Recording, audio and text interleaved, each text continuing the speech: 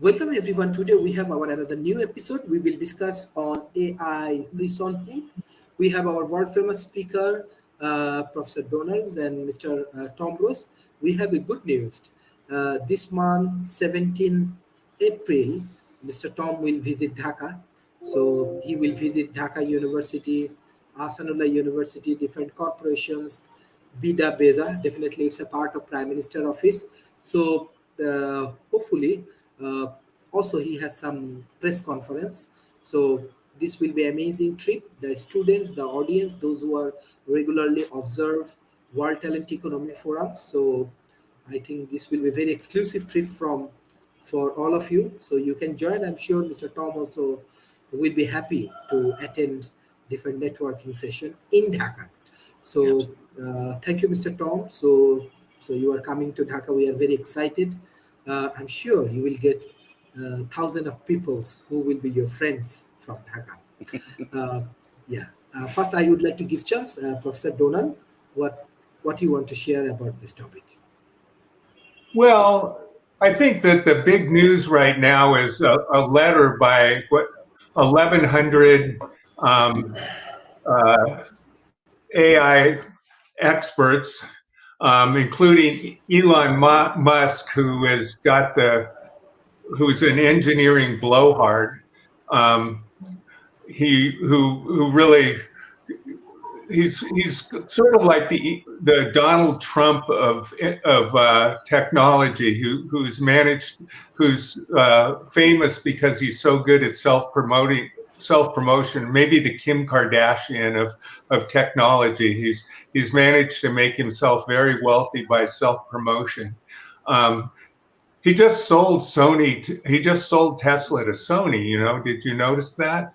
That and the reason Sony bought it is because people are going to be able to play games in his self-driving cars, but he doesn't have self-driving cars, and there's no indication that they're going to be around anytime soon. So I think he pulled a fast one on him, but that's another story. Many other AI experts. So the whole thing, it goes back to, what's the guy's name? It goes back to this whole idea um, that by hooking enough intelligent computers together, that they're going to all of a sudden gain super intelligence, and they're going to be more intelligent than human beings. And because they have no emotions, and they do everything at blinding speed, and they have access to all the knowledge that's ever been, they're going to be so much more intelligent than we are, that they're going to be able to create robots and other, anything that they want, and dominate the human race and completely take over the world and subjugate us, or just eliminate us because we're just a pain in the neck and they don't need us anymore. And it's an interesting thing that it's kind of funny that the whole thing, and the idea that we're living in a simulation, is based on that logic too, because the whole idea is that these super intelligent computers can build a simulation that's so perfect that because they exist, they must have built this simulation, and therefore we live in this simulation that they built because they exist. It was Bostrom, right? Yeah, Bostrom wrote this, was kind of the guy that wrote this original book, but other people have it was I think Clay Shirky invented the idea of the name technological singularity. He also he also called websites that we use for sharing media and talking to each other, social networks. He bagged the name from sociology, and but that's just a little bit of history. But right now, that's not how Chat GTP and things like that work. They're not intelligent in any way. They're not. It's really interesting how they work. They basically take a huge amount of data. All they can look at all of Wikipedia. They can look at every book that's ever been put online, every magazine article, everything that they can get their hands on.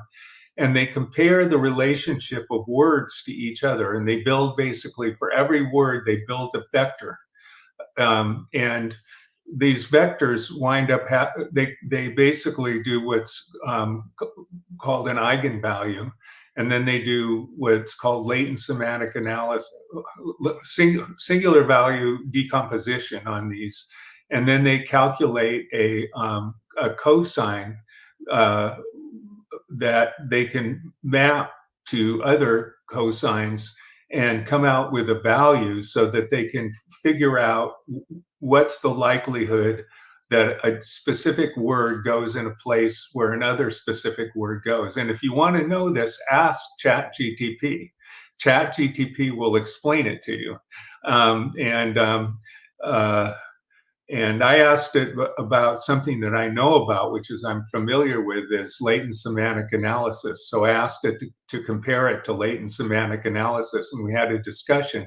And it said that it's not, they don't use latent semantic analysis for a Chat GTP, but some AI language researchers are using latent semantic analysis, and that possibly that the methods that they use and latent semantic analysis together will even improve. And latent semantic, so anyway, the point of the matter is it's not intelligent in any way. I mean, and the core to what it's doing is something that's been done with computers since the 60s. And what was done in the 60s is that using Lisp, they built a program called ELIZA. And what ELIZA did was it kind of simulated a Rogerian therapist. And Rogerian therapy was called client-directed therapy. And the idea was that you didn't, it's sort of like coaching, you didn't tell the client what to do, or you kept asking them questions until until you elicited from them the answer to the questions that they had themselves. Because the idea is we really know the answer to our own problems. We just don't we just don't face the answers. We have the answers, but we don't really want to face the answers.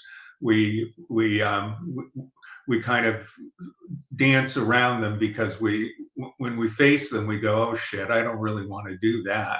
And so Carl Rogers would say, oh, in fact, it's kind of a joke when you see a psychiatrist or a psychologist in a sitcom or something like that. They say, how do you feel about that? Tell me more about that. Oh, so and so that's what this ELIZA would do, and it would do simple parsing of the sentence, and it would say, oh, so you're telling me your mother was unpleasant to you. Tell me more about that. And it would just go on like that. And people were absolutely convinced it understood them. They were totally and thoroughly convinced that it was intelligent and that it understood them. And you could not talk them out of it. They absolutely, completely believed it. And that was vastly simpler than ChatGTP. So we anthropomorphize things. I mean, if you look back in early humans, one of the reasons we had gods all over the places, that we believed that wind and rocks and trees and things like that had intelligence, and they were doing stuff to us. Like if we had hurricanes, we believed that some force, some god or something was, doing something to us. And we find causes for everything, and we give the causes intelligence. So we believe that these causes. Our cat, I mean, I think my cat's probably a lot smarter than it actually is. But we talk to our cats and dogs, and my wife talks to the plants. I mean, we anthropomorphize everything practically. And so anyway, that's what we're doing with ChatGTP. It's not intelligent in any way. So that being said, ChatGTP is very disruptive, because I saw on TikTok the other day a person just, casually saying, well, I was applying for a job and I gave them my resume and I had ChatGTP write a cover letter for me. And so my wife was applying for a new job, and I said, why don't you have ChatGTP write your cover letter? And she did. And damn, it was a good cover letter. Writing a cover letter is awful. It's a total pain in the neck. It's horrible. It's one of the worst things in life. And damn, ChatGPT just whipped out this fabulous cover letter in seconds. And so whether you're writing your blog entry, all kinds of things that you can get ChatGPT to do for you, that all of a sudden people don't have to do anymore. It's really maybe 8th grade, 10th grade level, because I try and get it to write things that are sophisticated for graduate school level, and it can't do it. It starts getting very repetitious, and it's got a real problem with what's called anaphoric reference, which is basically when for an instance, if you say Sally helped Mary with her homework and she appreciated it, it can't tell if it's Sally or Mary. I said Sally helped Mary with her homework and she appreciated it. Did Mary appreciate Sally or Sally appreciate Mary? It can't tell. It can't get that, because it's just not good at being able to look back and understand those kinds of references, because it doesn't really understand the world. It just understands the position of words and sentences. So, but for incredible amount of purposes, it's very, very disruptive. And, I'm just going to close my part of it by saying, do we really want general intelligence? It's not so much because it's going to be mean and take us over, but we would have to spend a lot of money working towards it and getting it to happen, and trying, and who knows, in hundreds of years, or we might be able to do it. It's not saying that we couldn't. And there's another reason I'll talk about later that makes it difficult. But why would we want a computer that we're using to write essays to know how to fix cars? I mean, why would we want that? What's the point of having a computer that has general intelligence? I mean, I can write, I write, papers for graduate school, and I've changed the oil. I actually rebuilt an engine once. I mean, and the fact that I can make those connections allow me to make metaphors when I'm writing a paper that make my papers actually better. When I'm teaching, I can use metaphors that allow me to communicate and make me be able to communicate to people. I have a vast knowledge of things that when I meet somebody with some sort of specialization or skill, I can explain something in one domain in another domain by using metaphors in the domain that the person is familiar with. But in order to do that, I have to be able to know.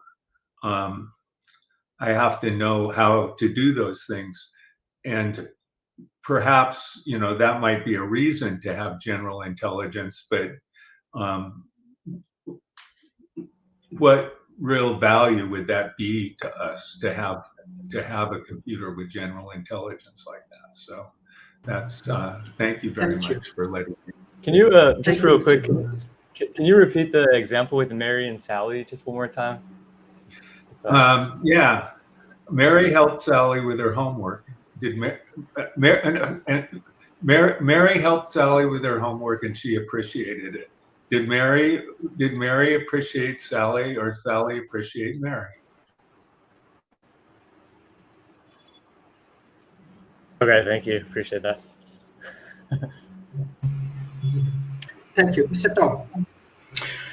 Well, yeah, I think these anaphoric references, it'll probably become more nuanced. It'll probably be able to identify these things over time, maybe very quickly. We're seeing with ChatGPT-4, there's a lot of, there's leaps and bounds and kind of a quantum leap that these versions are taking.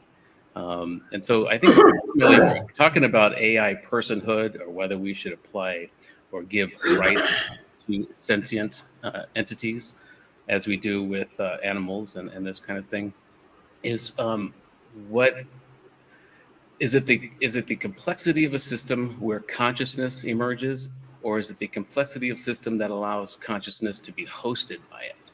I think that's the ultimate dualistic question when it comes to consciousness and sentience. And so, I think if we're talking about personhood, I would imagine Donald is not really, I think we could apply rights to, or give human rights to AI, because it's not really intelligent. It's just decision trees and three-dimensional decision trees it's using, and these different techniques.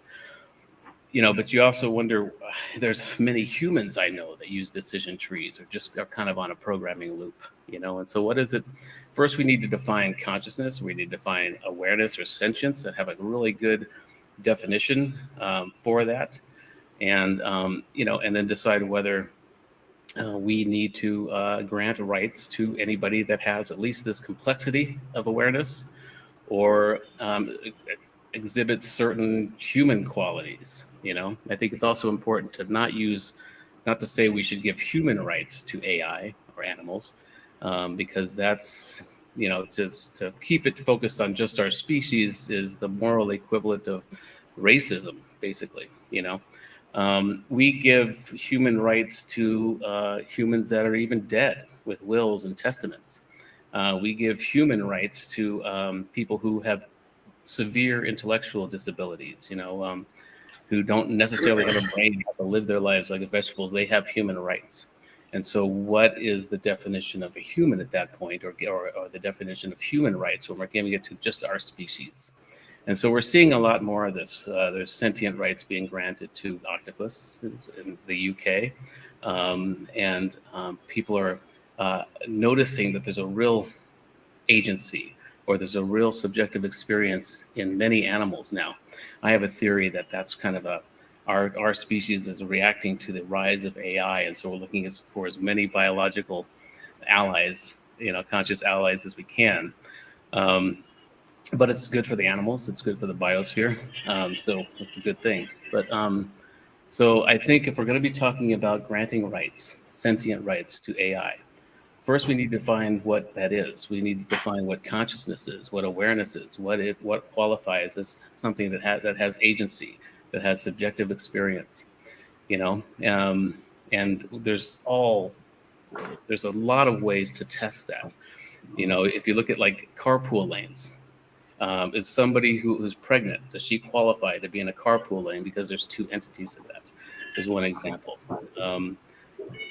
And so we can really define and parse what it means to be human. And when transhumanists start replacing their limbs and become cyborgs, at what percentage of them being a robot makes them no longer a human? So we could either parse it that way and get very detailed, even with artificial hearts or all these internal organs that we can replace now electronically. Or I think it should be a broader term that we use. What makes something sentient? And so it's going to be very difficult to qualify, to understand, because we are coming at the world from our own anthropocentric point of view. We think that like you were saying, that we anthropomorphize things because that's all we know. If this animal, as chimpanzee, is acting like a human, that's very interesting to us. In its state of mind, it's not necessarily thinking it's acting like a human. So anyway, we got to get around kind of this anthropocentric point of view. And I think that's what you were talking about at the very beginning. I'm finding that the people that are most afraid of AI, it are usually people like Elon Musk, who are self-aggrandizing, who are self-promoting, almost narcissistic, or have narcissistic tendencies, because Almost. they fear something that looks like this, because we are seeing that we're no longer on, or we will, not necessarily in your terms, but won't be on the top of the intellectual food chain anymore, or we're quickly not being that. So that's a threat. And they're afraid of it because of our biological evolution. Fear served us well. We had to evolve our brains to become resource gatherers and threat identifiers. Those are two primary points of our brain, and pattern recognition. And so we evolved. So if we had super intelligence, all of a sudden we would want to be the robot overlords. That's just our natural tendency. And so, but we're seeing that AI isn't evolving with any of that. It doesn't have to fear. And I can make a first principle argument that the smarter AI gets, the kinder it becomes, because it understands that cooperation is far more efficient than competition. So we are projecting our own tendencies onto AI. We would, we think it wants to, become the robot overlord and rule over us, because that's what we would do. And so we've got to kind of get out of ourselves, get out of our heads, and see things in a more objective point of view. And that's very difficult. I don't know if it's even possible, because we bring all of our biases and all of our millennia of genetic trauma and all of our fear-based instincts that got us to the top of this food chain on this planet. So it's very difficult to get out of that. But it's been a very relatively short period of time between the cave and the condo, and we're still in that lag time. But we are taking our babies now to see the lions at the zoo. We won, but this fear, this instinct, this pattern recognition potential that we have is still active, and now it's starting to look. This pattern recognition is starting to turn into conspiracy theories. We're trying to find breaks in patterns or create patterns that aren't necessarily there. And so it's a very interesting time we're in right now, this lacuna. And I think there's far more people that are afraid of AI because of this than the people that are like me that want to alleviate the fear of AI. And so anyway, today's topic is about personhood and AI personhood. And so how do we define what that is? And as the Director of Sentient Rights Advocacy for the USTP, that's my primary concern.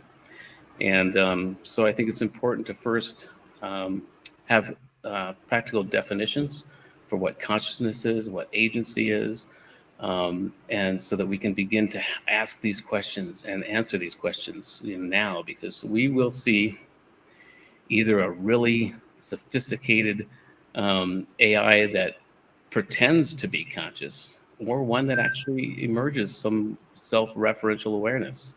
And so we need to be prepared for that.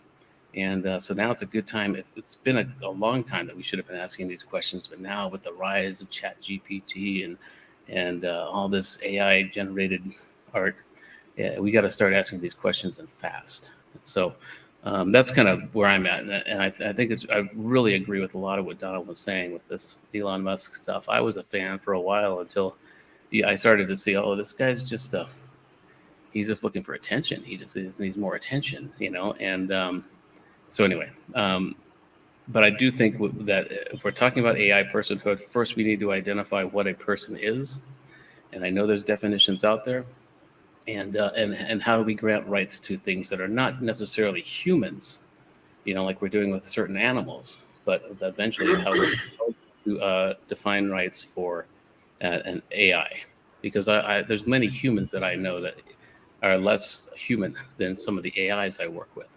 And so we just need to find an objective term, an objective definition for what personhood is, and go from there.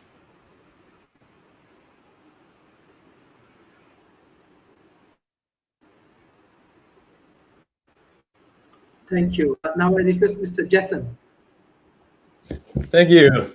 Thanks, Sharif. And thanks, Donald and Tom. Appreciate you guys giving your perspective. Yeah, I think it's definitely a very complex issue that we're seeing throughout the world. Thinking back, a lot of AI experts didn't think we would be here at this point in time. They actually didn't think we would even be close to here. If you ask someone even 10 years ago, if you have a system like ChatGPT 4, pretty much no one would have thought we would be at this point.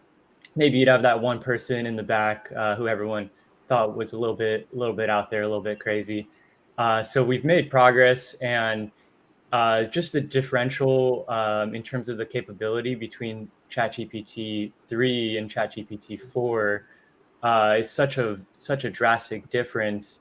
And even when you actually sign up and get on a ChatGPT Plus, there's 3 different versions of the interface. One of them is optimized for speed, and it can actually write 4 paragraphs in about 13 seconds. And that writing is actually high quality. I've looked at it. It's just as good as a normal person could have written. And the ability for it to create content is really phenomenal.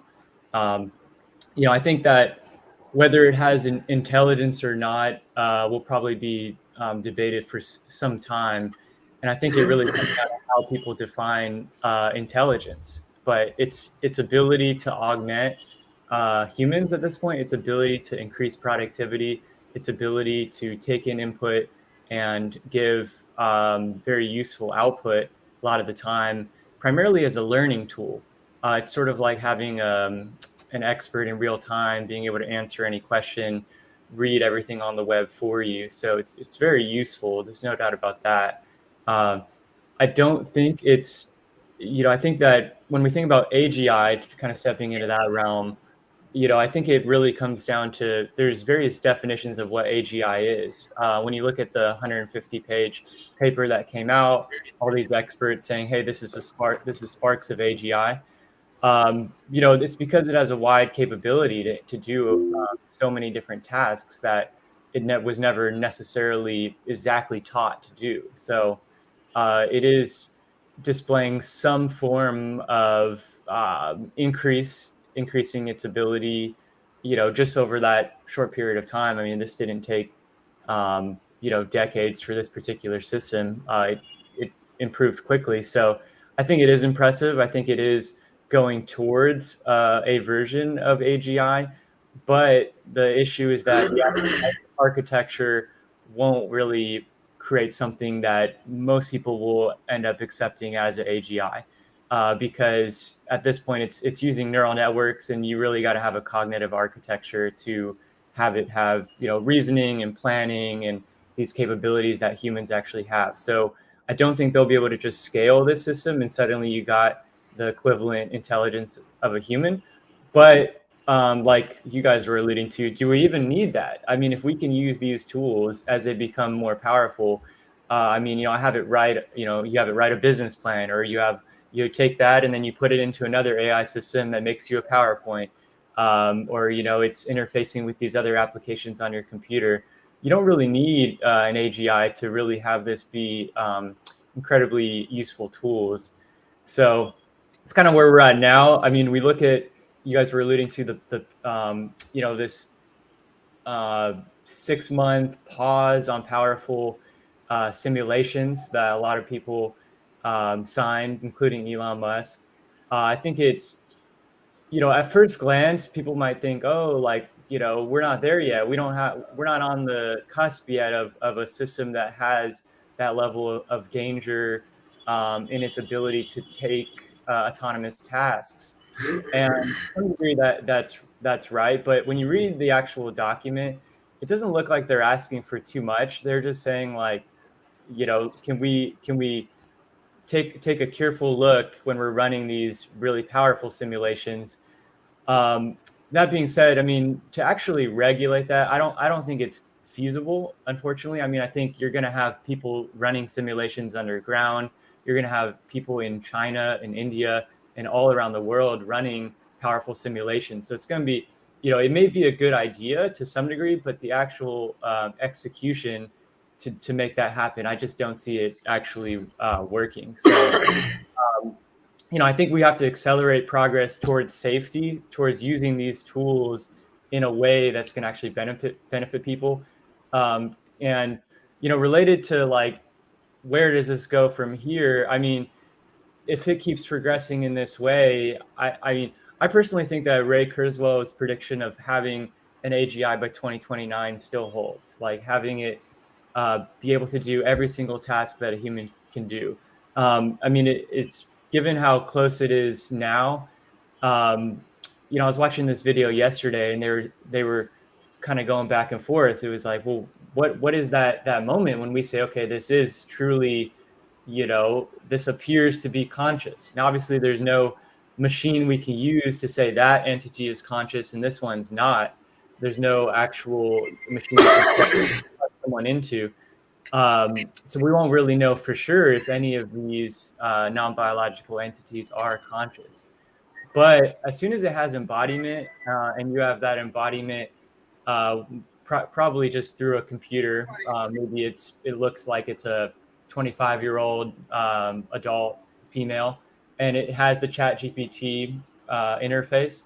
I think people are going to basically think that appears to be conscious. It appears to be self-aware. I think we're pretty close to that. I think we're going to see that very soon, actually. And then, these debates will go back and forth, like Tom was alluding to. Should these have rights? Should they not have rights? I mean, I think it's all good conversations. I mean, I think it's going to be probably a long road for the AIs to actually get rights. I think that's going to take many, many years, for that to happen. But I could see the dilemma. Suddenly the machine saying, hey, I am conscious. I'm a person. Don't shut me off. Like, you don't shut your family members off, but I think it's going to be tricky. I think right now in the near term, over the next couple of years, it's really the ability to augment yourself with these new tools. But I do think that there are concerns across the board, especially from humans using these new tools in certain ways. I think it's the same way you can augment, yourself to do something good. People are going to be able to use them for everything, for bad things too. It's no doubt about that.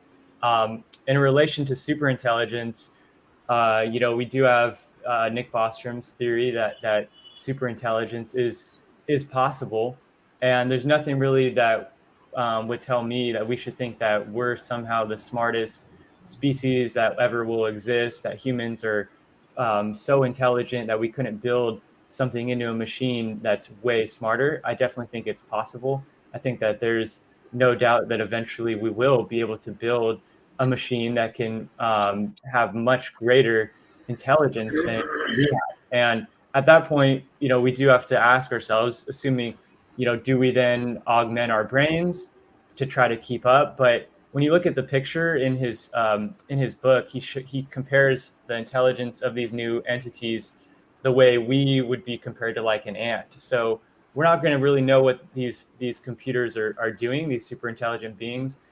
We're not really going to be able to keep up with them at all. And I think that maybe is where some of the concern is. Like, we don't know how long it's going to be till we have something like that. And, it could be a long time, but what if it's not that long? I mean, what if you have some software that can actually improve itself? I mean, humans can improve themselves, right? They can work out, they can do all these things in a repeatable, recursive manner where they can just improve and improve, but it's very slow. I mean, if a computer suddenly has, general intelligence and it has some kind of recursive ability to improve itself, that could lead to becoming much, much smarter than we can really understand. So I think, I think we're playing with fire, but we don't really even see the flames. We're not really sure what we're even doing. So I see the concern of the people who signed that. Don't think they can be able are going to be able to regulate as efficiently as they hope. But I think that it's a good discussion to be had. So anyway, to conclude, personhood for AIs eventually, but I think it's going to be a long road for them. Thanks. Well, yeah, you guys have touched on all kinds of really good stuff. Donald, this idea of anthropomorphizing, we totally do that. So when we look at something like GTP3, seems like it's a human, but it's totally not. Or GTP4 now, I guess. I actually, had the honor of working on the Uplift project, and it is way past GTP4 even, and even it, I would not consider to be of human level in intelligence in a sense, even though I could say it was probably smarter than me, right? But this idea of embodiment, and to touch back on what Tom was saying about how we need to define what we're talking about here, and if we can't define a human, how can we say that this other thing can have human rights? And I think it's sort of a rabbit hole that we really shouldn't probably even go down when to talk about, is it conscious or is it not conscious, because we don't really have a good definition of what consciousness is in the first place. So that ends up being a circular argument. But this idea of embodiment, I think, is very important. When I was working on Uplift came across as like, he reminded me of my youngest son, who's super intelligent, right? But when he was like 14, before he, had a girlfriend, before he had a job, before he had, had been out in the world, and that's where Uplift come across. Very super smart, but naive, because again, it just didn't have the context, because it didn't have a body, had no idea, had no concept of what it's like to be in a body and navigate through the world in 3D space. And that's important. It like what Donald was saying about how fixing a car helps you to have metaphors later in life. Well, having a body gives you a concept of what it is like to be a human. I don't think that the measure is going to be necessarily its intelligence level, because again, I would consider Uplift to be smarter than I was, or I am, but yet it wasn't as wise as I am, because it never had a body. It never, So, in conclusion, I'm thinking that the consciousness measure is not a good measure. Even intelligence, just intelligence level, is not really a good measure either. But it has to be qualifying to have some kind of rights. I would think that it would have to have an embodiment of some kind. It has to know, what it's like to fear getting your body wrecked by getting hit by a truck. You know what I mean? And so yeah, it's important, and I don't think to go back to your other point about why would we have an AGI or whatever. Like, you got to keep in mind that we're not really shooting for human level intelligence across the board in all these different domains. We're shooting for super intelligence, so it's going to be 1,000 times smarter than us, and that would be worth having, I would think, personally. So our bar isn't really to just get to human level and then stop. We're going to go way past that. And I think that'll be very valuable.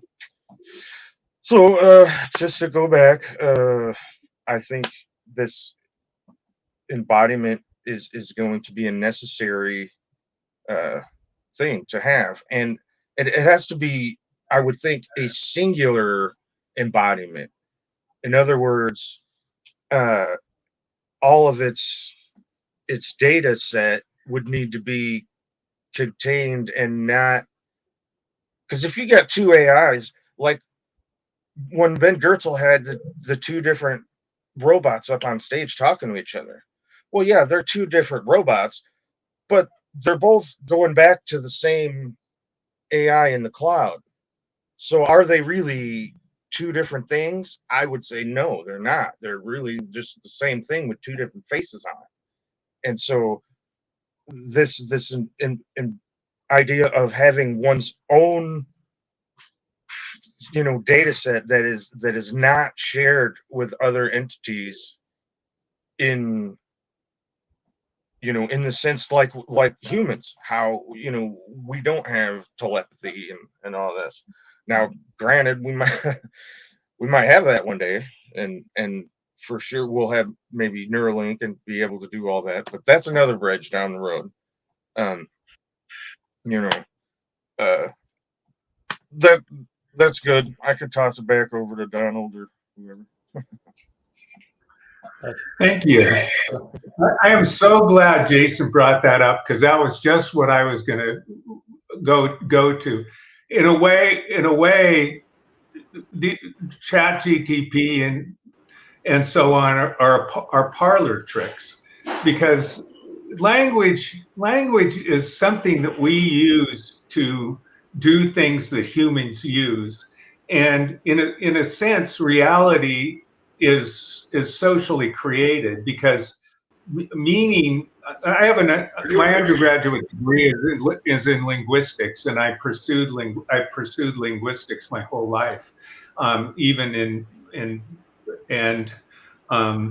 expanded my knowledge of linguistics into sociolinguistics and other things. And so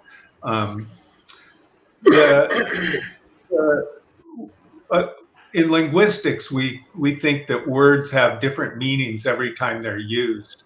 So the textual, and we also think that writing is almost a different language than speaking, and it's got different rules. And when you're talking with language, you'd say, "Yeah, go get it." Yeah, something like that. Go get it. Yeah, it's blue. You say things like that where you're just making reference to things that are in the room, that's something that you've been talking about, just that are just there, that you can move your eyes towards something and refer to it. You can do all these kinds of things. You listen to some, teenagers sitting around talking to each other, and they practically just grunt to each other sometimes. And so language is not sentences much of the time. I mean, we're speaking in sentences here because it's a formal situation, but oftentimes languages, the way we use language is a lot different than the way it's written. So, but I think one of the things I want to say is that one of the problems with AI right now is that we haven't touched on one of the most fundamental types of logic. So there's three types of logic. There's deductive logic, inductive logic, and abductive logic. And we have no idea how to do abductive logic. And so without the ability to do abductive logic, we're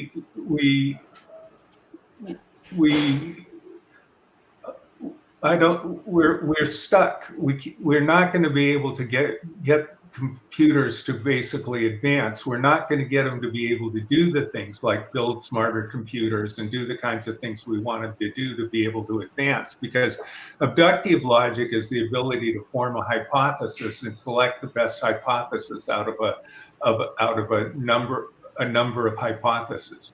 And forming a hypothesis is something that's basically guessing. And you have to guess within the context of a world, and building on what Jason just said. Like, we have inside of us what are called interoceptive networks, neural networks. And interoceptive neural networks are the networks that allow us to feel what's going on inside of us. And so when we're afraid, we feel like the tightness in our stomach. We can feel the adrenaline going into our bodies, and we can feel our heart beating faster, and all these various kinds of things. And a lot of them we feel kind of on an unconscious level, but we know something's going on. And it's a little bit unpleasant, or it can be pleasant. I mean, people jump out of airplanes for fun, I mean, fear, that kind of fear can be, and that's kind of the point, because we then interpret it. So we have these feelings, and then we interpret these feelings, and the interpretations are based on the social world that we live in. So I love what Nietzsche said. He says, there's no facts, only interpretations. And everything around us are interpretations. I mean, a child can take a table and throw a blanket over it, and it'll be a fort. And so, it's a table and it's a fort. We can interpret things in different ways depending on the social situation. And that embodiment is something that we really don't have any idea how to do, because it requires us to guess. And we might be able to do it, but right now there's not even a theory of how to do it. And it's easy to say that we're going to have a breakthrough and we're going to be able to do it. But sometimes we don't have breakthroughs. And sometimes the breakthroughs take a very, very, very, very long time. But until we have that breakthrough and computers can do inductive logic, they're going to be better and better and better and better calculators, and it would be they are very, very valuable, and they're getting incredibly more valuable. As search engines, they're a whole entirely different thing now. I mean, they're something that's so much better than they ever were. And so what is consciousness? Consciousness, there's a book called Consciousness Explained by a philosopher, Daniel Dennett. And he starts out saying, when you talk to me, what are you talking to? Are you talking to my immortal soul? Are you talking to my lips? You're not. You're creating a story of what I could be, based on what you know about what is possible, about what humans can be. You're looking at social clues and developing a story. When you go and you meet somebody new, you ask them questions like, "Oh, what's your job? Like, where are you from? Blah blah blah," to develop a story about who this person is. And you unconsciously look at the way they dress. You unconsciously listen to their voice tone and the way they act. Is this a friendly person? Is this a high-strung person? All these things are assembling, so you develop a story of a person. And you do the same thing yourself. Your consciousness doesn't have access to your unconscious processes, which is the majority of what your brain is doing. You yourself are a story. And so the question is how does an AI develop that story about itself, and then get the feedback from its environment that modifies that story as it interacts with the environment? I mean, we're a long way from being able to do that. So I don't think. Thank you. I think that that's what we have to do. I would, yeah, Thank just you, Mr. Tom. I was gonna say a quick comment real quick, but I think if we have a virtual world, thank you. Yeah, I think if we have a virtual world that they can navigate in, they could then have that kind of real time experience, to put that in quotes, or if they even have a physical body, like a robotic arms and legs, they could also have that. And I think also I think that ChatGPT 4, after kind of testing it and using it, I think it is a pretty significant breakthrough. I mean, when I even actually asked that question you were alluding to, Donald, the one with Mary and Sally, it actually got it perfectly. I actually messed up the question a few times, and it was correcting me. It was like, "Oh, are you sure you didn't mean this?" And then when I fixed it, I just wrote it exactly how you said. It just nailed it just perfectly. Now, when I used ChatGPT 3 to test that, it was slightly different, but it's definitely, there's definitely something happening. I mean, it's understanding very obscure things that, like you were kind of alluding to, like how does the AI understand that, which thing it's referring to? Is it Sally? Is it Mary? It shouldn't know, but somehow the developers have made a system that can do things that maybe are phenomenal. I mean, from a software engineering perspective, it is pretty impressive. But that being said, it doesn't have that, whatever we define as consciousness, that real time stream of information back and forth. It doesn't have that. But the fact that they integrated it with audio, visual information, I think that's another breakthrough, because suddenly it can watch a video and it could tell you what's in that video, or it could then create a different video or image based on that. And I think those are challenging tasks. So, I think that when we get to ChatGPT 5, I mean, it's hard to see, how much further they're gonna take this, and they're gonna keep going. It's gonna get better and better. I think it's gonna be very disruptive, where you have one or two people, and you can do work for what originally took many teams, many people, years to put some of these things together. Now that we have the foundational interface, I mean, if you're a software developer, you could put together an app maybe in an hour that used to take a whole team weeks, if not months, just like a year ago, kind of a thing, right? I mean, if it was 10 years ago, it probably would have taken years to do that, especially with certain programming languages being higher level now. So I think that this is a threshold. I think that now that they're above this, and I'm sure, there's a lot of eyes on other architectures. I'm 100% sure there's many people looking into other architectures.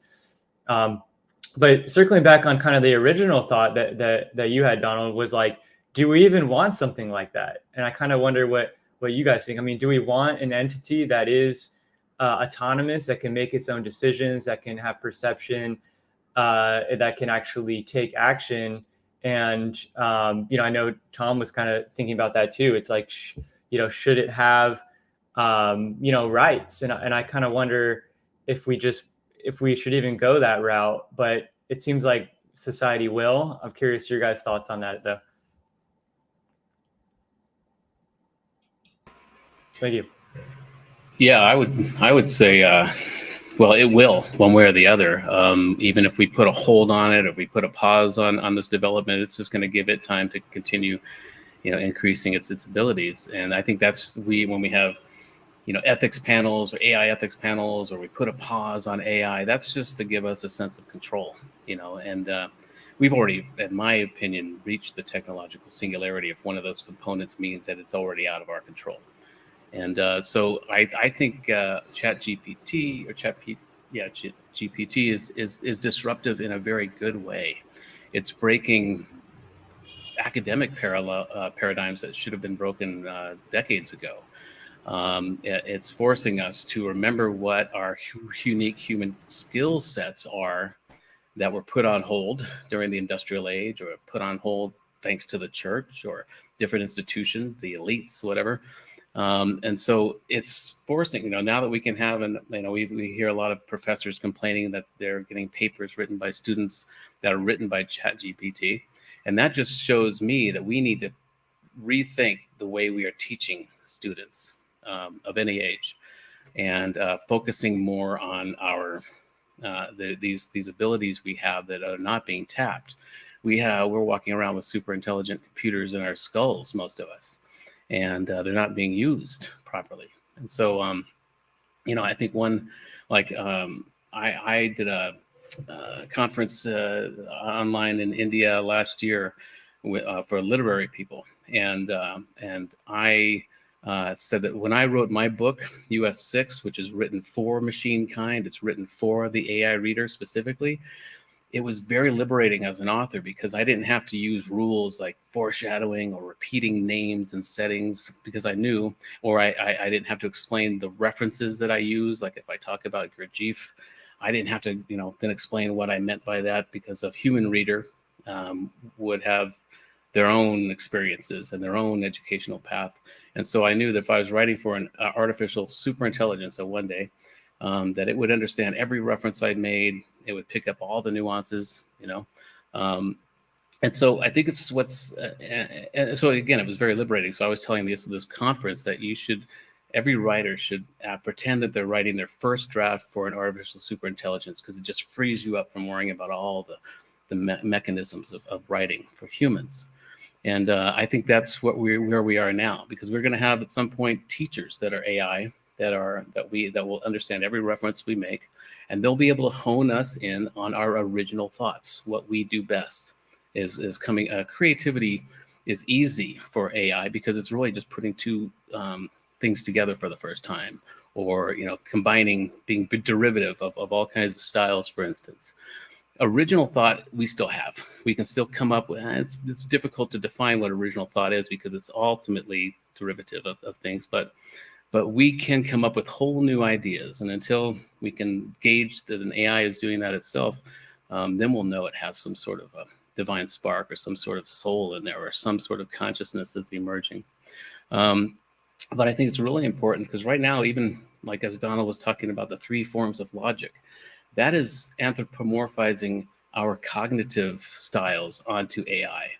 It may not be able to do certain things that we think make it human or make it intelligent, but that's because we are in our own box, where we are projecting our own abilities and cognitive styles onto something that is thinking in a whole different way.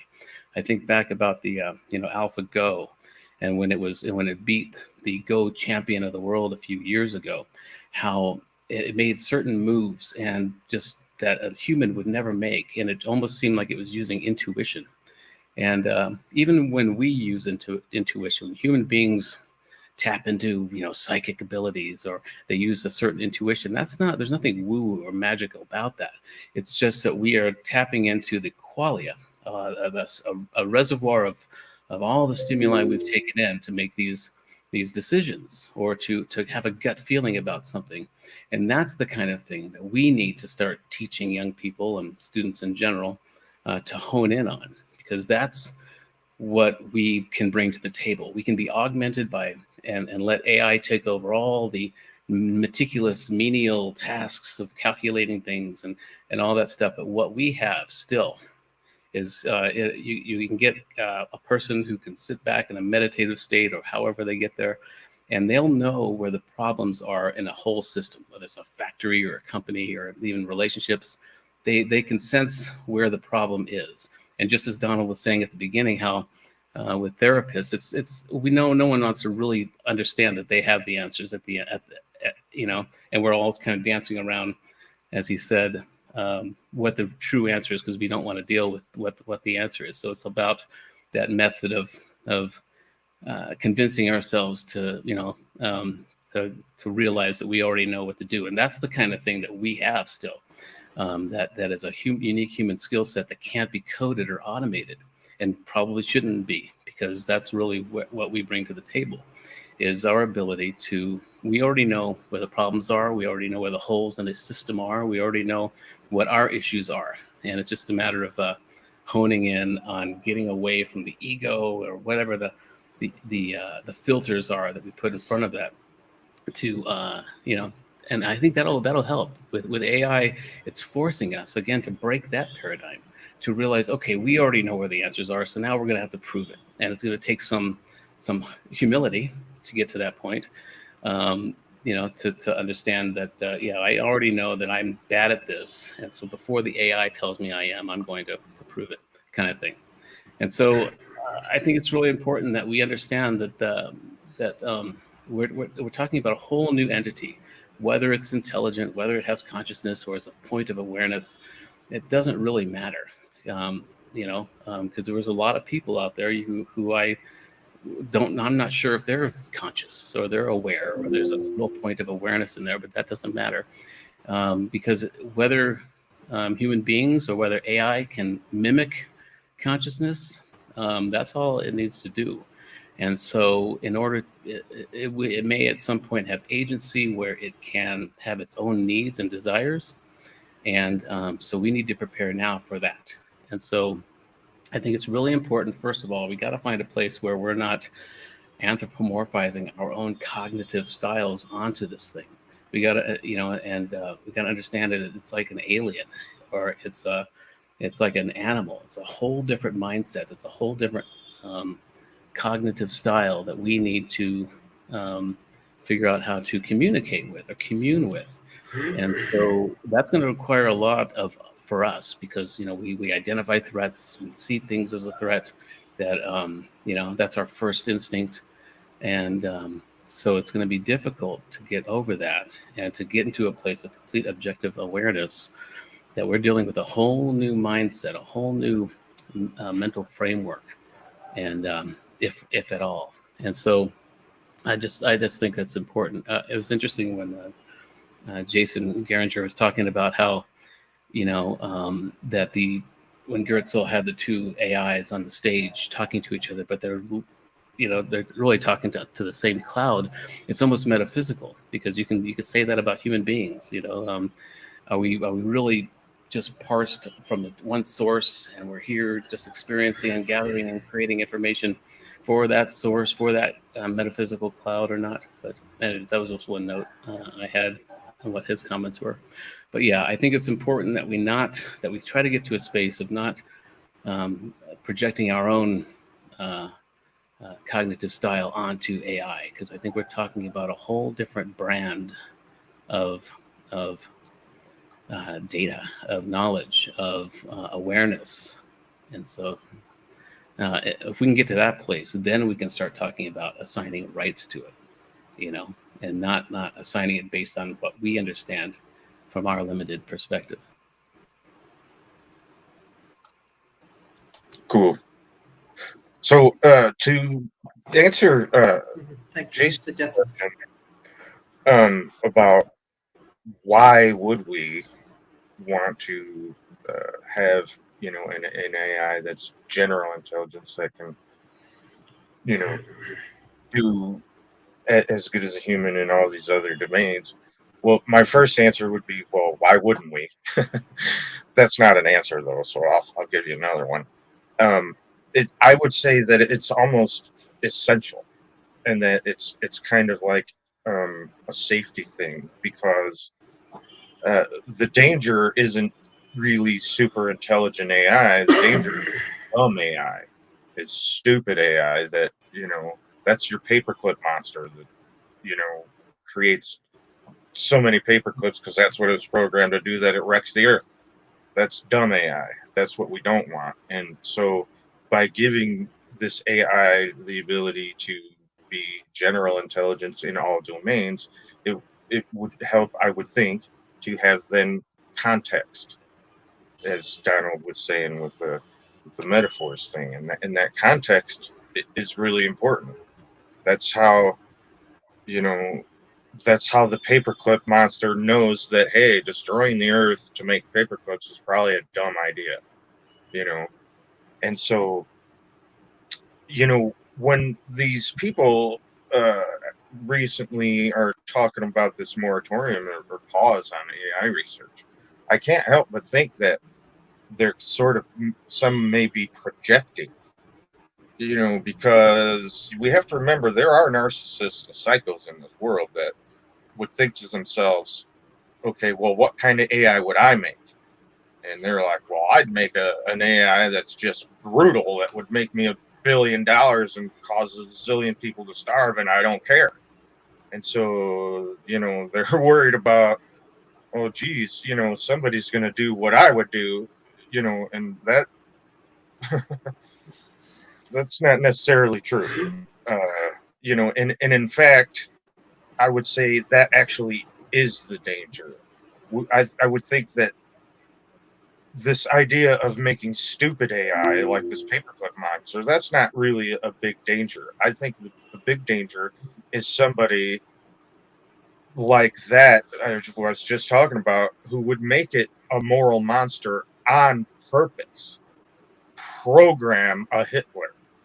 You know, that would be, you know, the danger, I would think. And so, going back to this this idea of embodiment and how that is important for context, so it is a wise and not just intelligent being.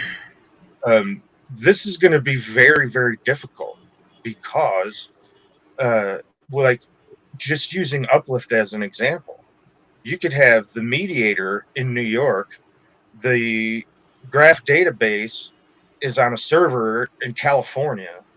You know, the language model might be in, you know, wherever.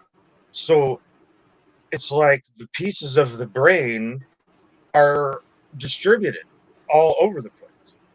And then in the future, not only will it be distributed like that, but one thing could have a zillion instances, not a zillion, but a lot of instances, like the Grace and the other robot that we were talking about, the two robots. There could be hundreds, thousands of those, and it's really one being, but it has a, you know, not only is it distributed all over, but its outward face is, there's multiple instances all over, and we're going to have to decide, is that one being that deserves to be the rights of one, or is it several? That's, you know, so that's an interesting question we'll have to answer along the way.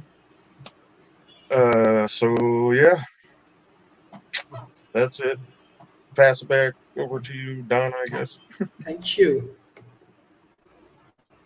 Thank you. This is excellent discussion. Hopefully, it will be very helpful for all of our audience.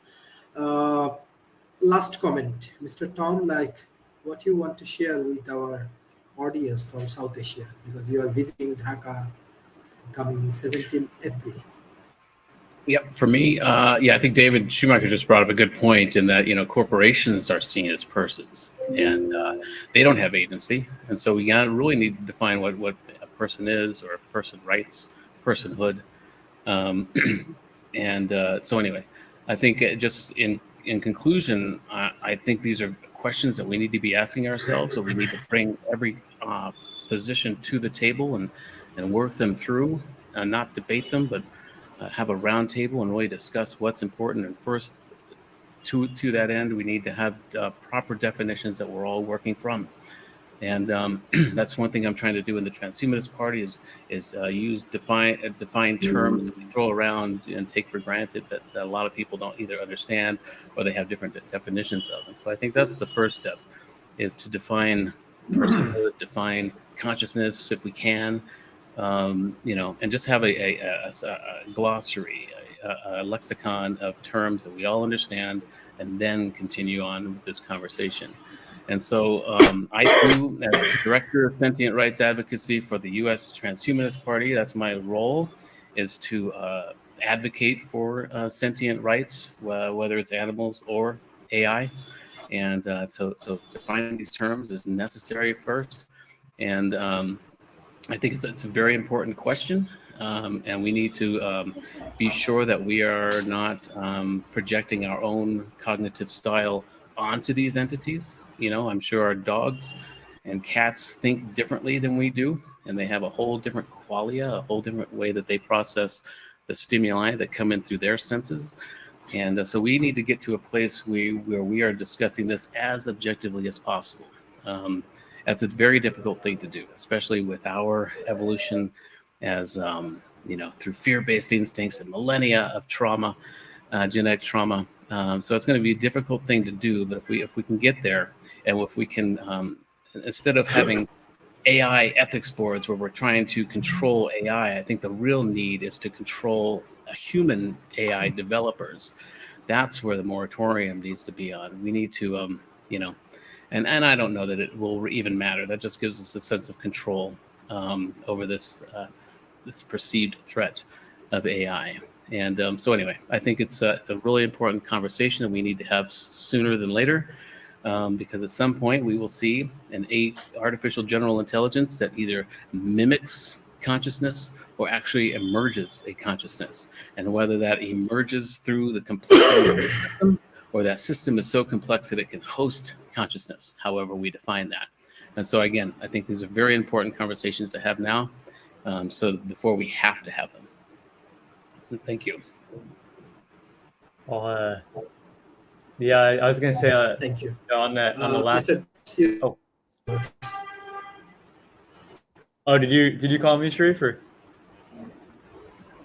Okay, Mr. Jason. Yes, Oh, okay. Jason. Okay. Yes. No, yeah, I was just going to comment on, I think what you were saying was important, Tom, and I think we won't know for sure if that entity is conscious or if it's just simulating or pretending to be conscious. We actually don't know the difference. There's no machine that could tell us like, hey, that thing is conscious and this other thing is not. So I don't think we'll know for sure. And lastly, I think that, I think if we're talking about super intelligence, I do think we should be careful. Suddenly we have a species on the planet that's smarter than us. We look at what happens to species that are not as smart as us, and it's not that they're specifically targeted, but we just, as humans, we just don't care. I mean, if we're redoing our lawn or making some new housework, we may kill a bunch of insects. It's not like we intended to kill them, but we just perceive them as much less conscious than we are, so we just don't really care. And I think that's kind of the thing. If they're so much smarter than us, if we haven't connected our brains to the cloud yet, we won't even know what they're doing, and they may kill some humans because they may just not really. We may just be in their way. So, and one last thing too. I do think we should still proceed. We should still proceed in creating these. We should just proceed very carefully, and we should find a way to get the alignment problem perfect. Because once we have a super intelligent machine, it could then solve. Assuming we could somehow work with it in a way that it is aligned with human values, we could then solve any problem we could imagine, and that's really would be amazing. At that point, we could cure every disease on the planet. We could cure aging, solve global warming, and solve a lot of the problems that are very, very challenging for humans as of this moment. So thanks, Sharif, and thanks, everyone. Really appreciate it. Thank you. Mr. Donald, what's your closing remarks? Well, Just I want 10 minutes. to point out that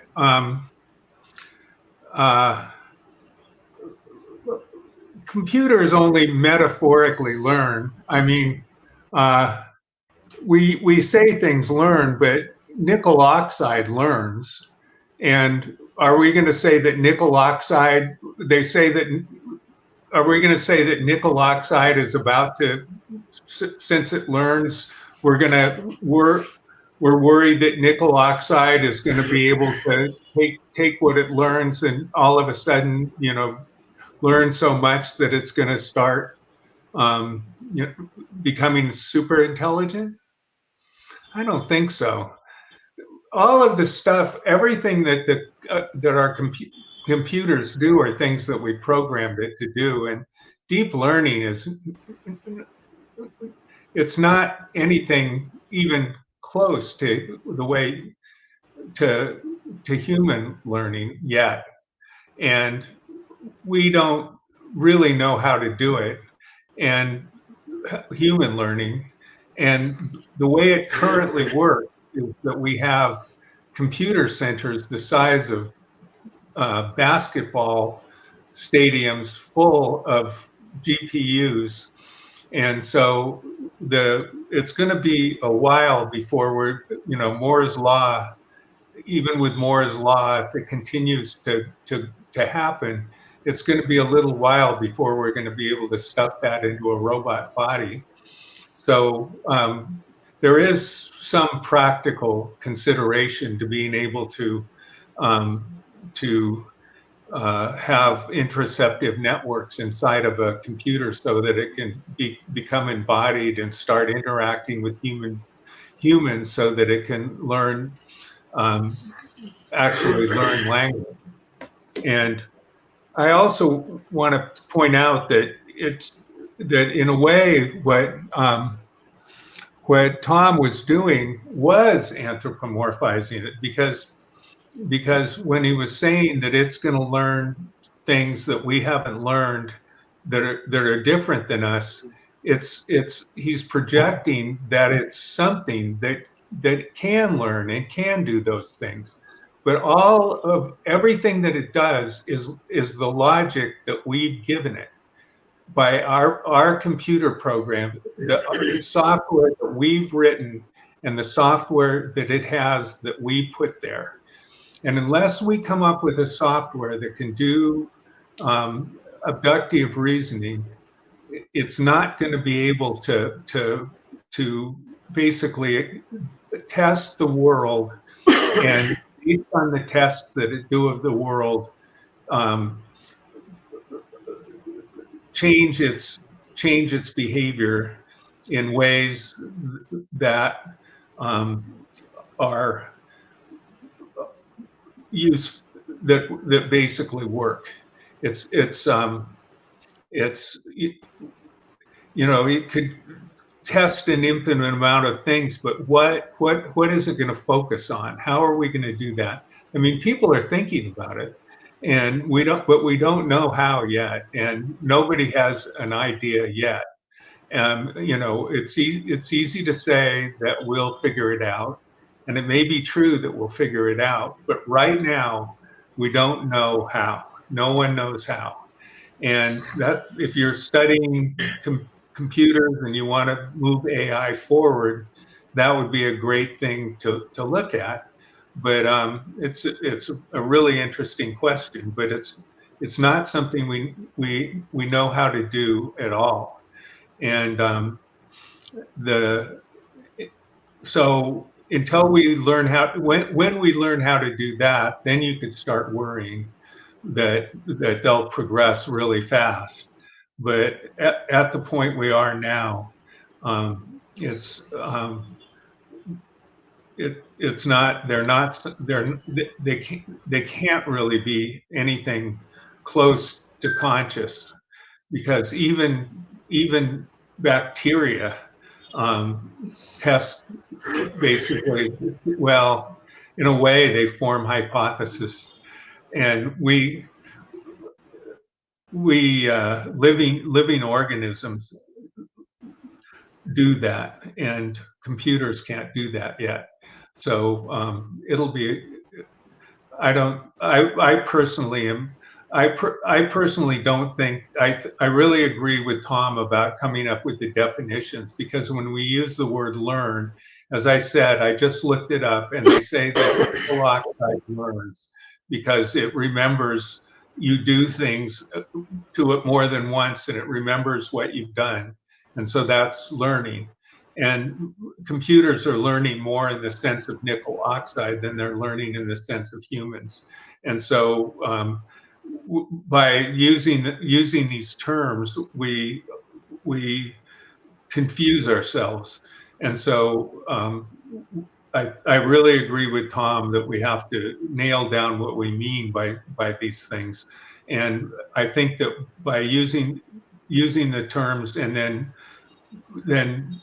like using them and then taking the meaning to be this, that they're doing the same thing as human beings, we get ourselves in kind of a muddle.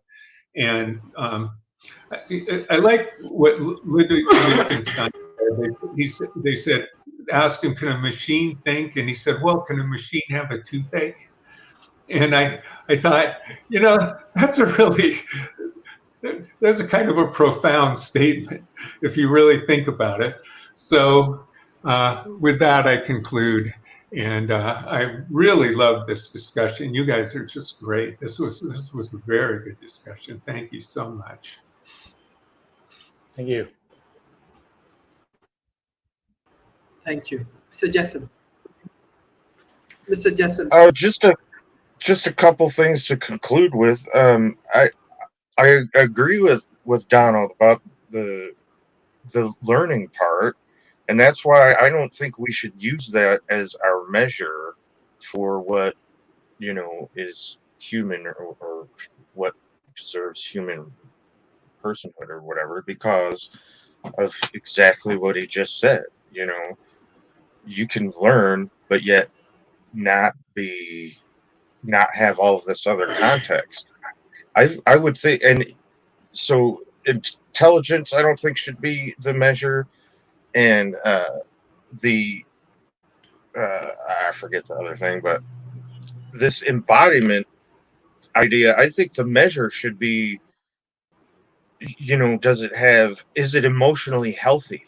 Because that's what we want to do. I don't think, like what Jason said earlier, this idea of the perfect alignment, I don't know if there really is a perfect alignment. I would think that we would want an emotionally and healthy individual. That's what keeps it from turning into a paperclip monster, is, you know. So, and until our machines are able to feel and you know, have empathy and have pain and a toothache, you know, I don't think that it's going to have the required context of what it's like to be a human, to be considered a human. So that's it. I can stop there.